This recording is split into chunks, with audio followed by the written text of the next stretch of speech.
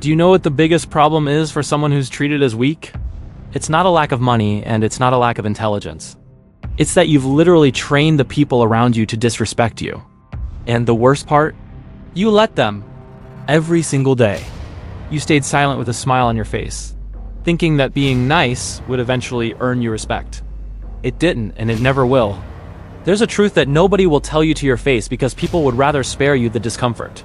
But I'm not here to spare you. I'm here to shake you. Because while someone keeps telling you that everything will be fine, your life is passing you by. People keep ignoring you, testing your boundaries and seeing you as someone who doesn't need to be taken seriously. And you keep thinking the problem is them. It's not. It's time to start asserting yourself and stop being a pushover. The question isn't whether you're capable of changing. The question is whether you have the guts to hear what you need to hear to get started. Because what comes next is going to be the most uncomfortable and most necessary thing you'll hear all day. There is a pattern that psychologists identify in people who are systematically ignored, disrespected, or underestimated. It's not a character flaw, it's not destiny, it's a habit. A program that's been silently installing itself for years. Every time you chose to stay silent when you should have spoken up. Every time you smiled when you needed to be firm. Every time you folded when the situation required you to stand your ground. Your brain has been logging all of this and reached a simple conclusion.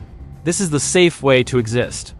Retreat, explain, appease, avoid conflict. It's safe. The problem is that being safe and being respected are two completely different things. Confusing the two is the mistake most people make their entire lives. Nietzsche was one of the most misunderstood philosophers in history. But there's one quote that few have the stomach to actually swallow. What is good? Everything that enhances the feeling of power in man. What is bad? Everything that stems from weakness. He wasn't talking about dominating others. He was talking about a stance toward life, a refusal to be held hostage by other people's judgment, the fear of rejection, or the constant need for approval. He was talking about something that powerful men throughout history understood instinctively. The world responds to presence, not to piteous pleas. I'm not here to make you agree with Nietzsche on everything. I'm here to make you think. Because if you're honest with yourself right now, and I know this honesty hurts, you'll realize that at some point in your life, maybe even today, you chose weakness. Not because you're a coward at heart, but because no one ever taught you any other way to operate.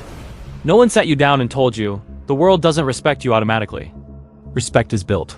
Respect is demanded, and it starts with what you tolerate. That is exactly what this video is here to change. Think with me for a moment. Really think. Picture specific situations in your life. Have you ever left a meeting, a conversation, or a social gathering feeling that horrible sensation that you should have said something you didn't? That dull anger that shows up hours later in bed, in traffic when you finally think of the perfect comeback that didn't come when you needed it? Have you ever felt someone clearly, deliberately cross one of your lines? And instead of taking action, you stayed quiet, ate it, and walked away like nothing happened and then even wondered if you were overthinking it? Have you noticed that certain people around you simply don't take you seriously? No matter how hard you try, how much you explain, or how helpful and kind you are? That's not a coincidence. That's a pattern. And patterns have an origin. There's a very simple and very cruel dynamic that governs how people see you. It's not about what you say about yourself. It's not about how smart or talented or well-intentioned you are. It's about what you tolerate. It's about how you react or fail to react when someone tests your limits. It's about the energy you project when you walk into a room, start a conversation, or face pressure.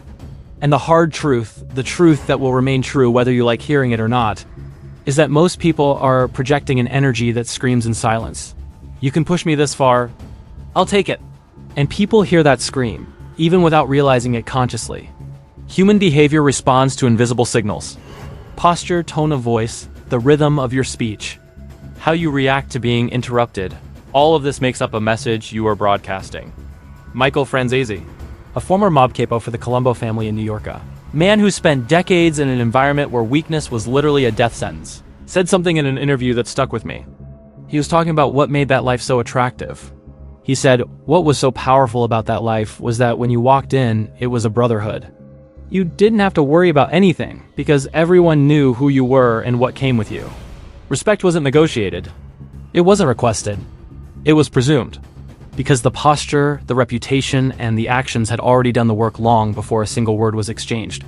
Now tell me honestly, who is doing that work for you? What does your presence communicate before you open your mouth? What do your history, your actions, and your boundaries say about you when you're not even in the room? Because if you have to explain why you deserve respect, you've already lost the battle before it started.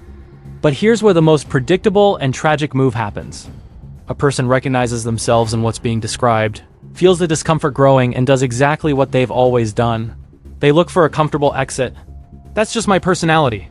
Empathy is a virtue, not a weakness. I don't want to become cold and calculating. This isn't for me. And they close the video.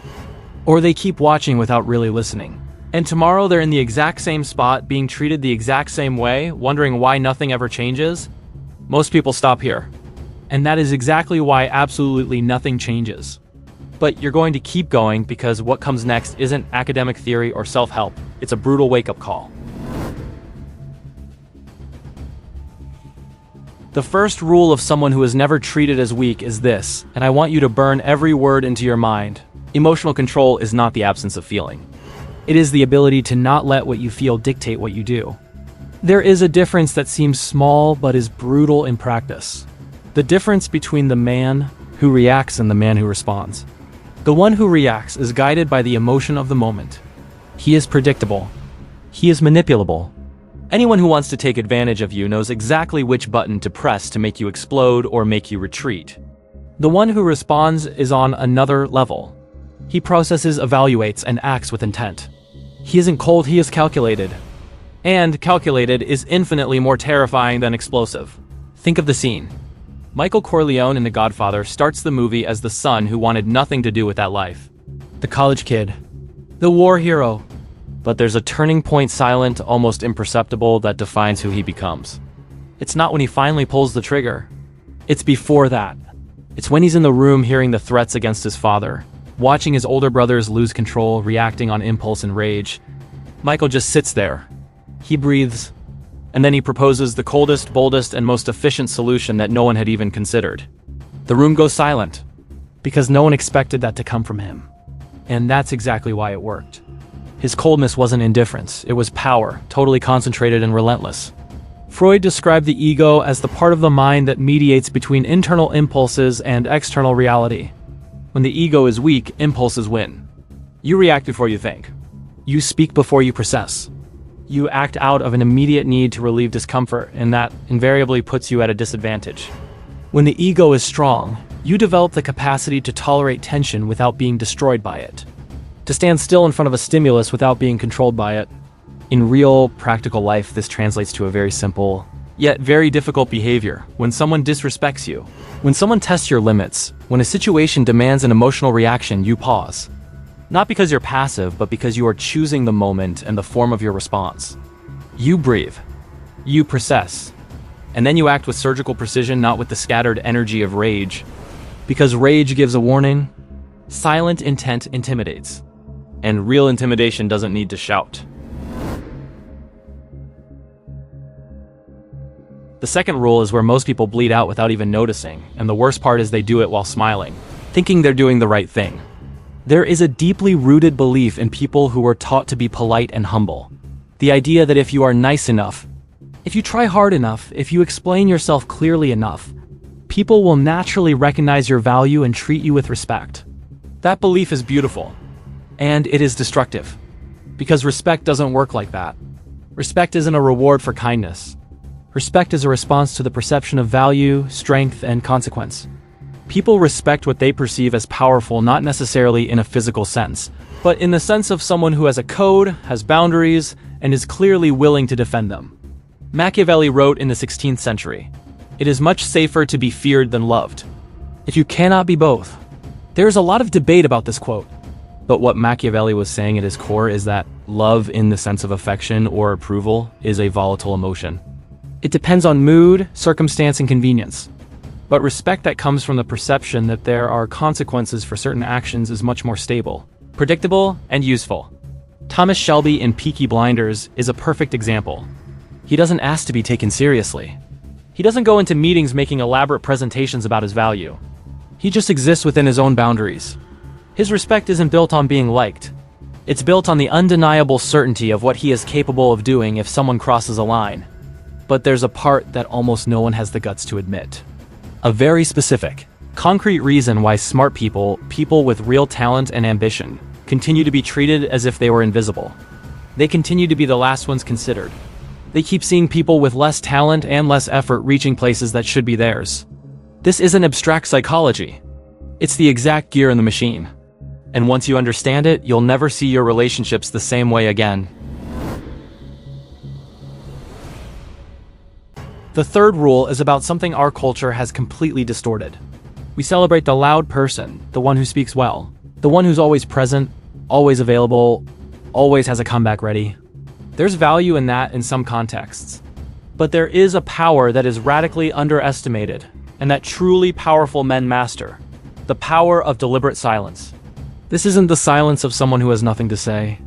It's the silence of someone who understands that information is currency, and whoever spends all their currency in a single conversation goes home with nothing.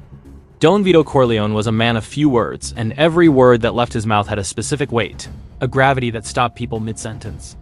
Not because he shouted, but because when he spoke, you knew there was an entire structure behind those words. The weight came directly from scarcity. He didn't waste his voice. He listened first. He processed.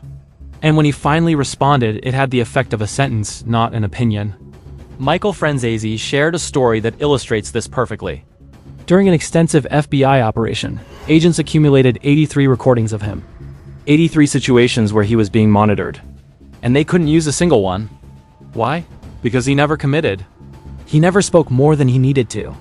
He never let anxiety or the need to justify himself speak louder than strategy. I was a good listener, he said. I let the other person talk. I let them commit.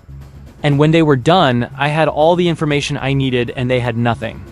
This is the rule of silence in its purest form. The one who talks more gives more away. The one who listens more accumulates more. In any environment, a business deal, a personal conflict, a meeting, the man who speaks with precision and listens with total attention will always leave with more than he entered. People hate silence. They feel an urge to fill it. They give up their fears, their intentions, and their weaknesses when they feel the other person isn't reacting the way they expected.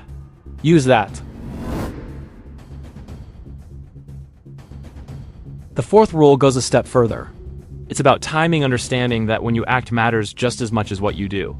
Al Capone didn't get control of Chicago by being the most violent man in a raw sense. There were more violent people. What Capone had was the ability to think several moves ahead, to identify the right lever and apply pressure at the exact moment.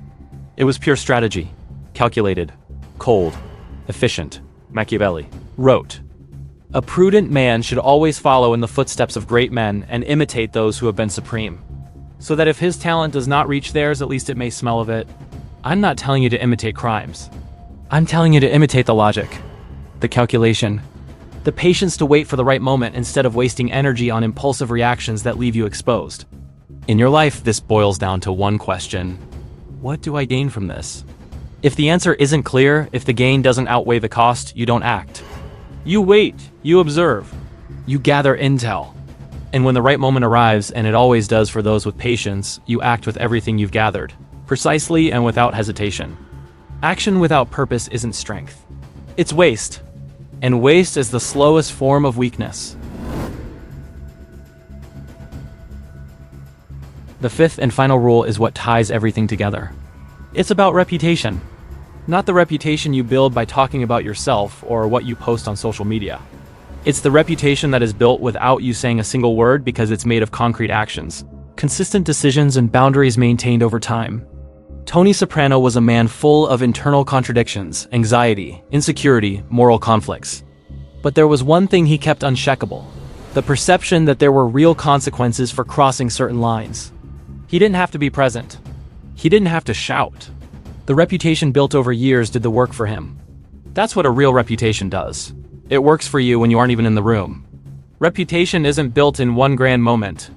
It's built in the silent sum of 1,000 small moments where you chose to act according to who you want to be, even when it was hard, even when the environment pressured you to fold, even when no one was watching.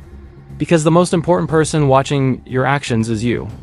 When you start betraying your own code, you weaken the very structure that holds you up. Nietzsche called this the will to power. It's about self-mastery. The continuous, often painful process of becoming who you are capable of being. Man is something that shall be overcome, he wrote. Your current version isn't the destination. It's the starting point.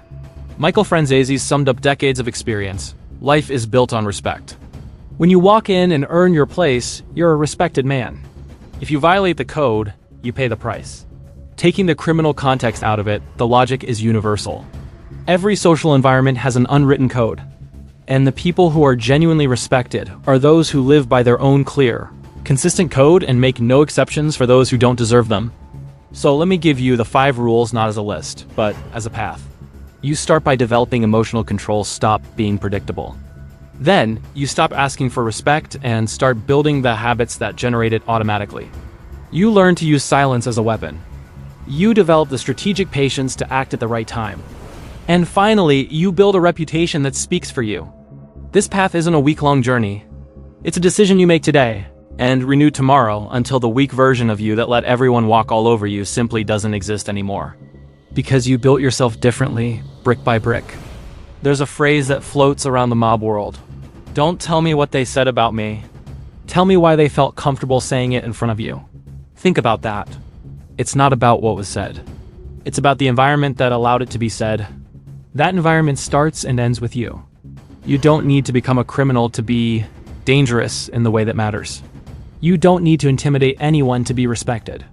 You don't need to destroy anyone to have real power. You need one thing. You need to stop being the man that anyone, in any situation, feels they can test without consequence. You need to become the man who, when he enters a room, something invisible but undeniable changes. Not because you threaten, but because you have a code. If this video gave you the wake-up call you needed, if it showed you a truth no one else had the guts to deliver, then do your part. Hit the like button, because that tells YouTube this message is important and needs to reach more men. And more importantly, subscribe to the channel. It's your way of saying you're committed to this journey of becoming a stronger, more respected, and more powerful man. If you want to stop being weak and start acting like the man you know you can be, don't stop here. Right now, on your screen, there's another video that will help you go even deeper into this transformation. Strength is built through consistency, and you'll find that consistency right here.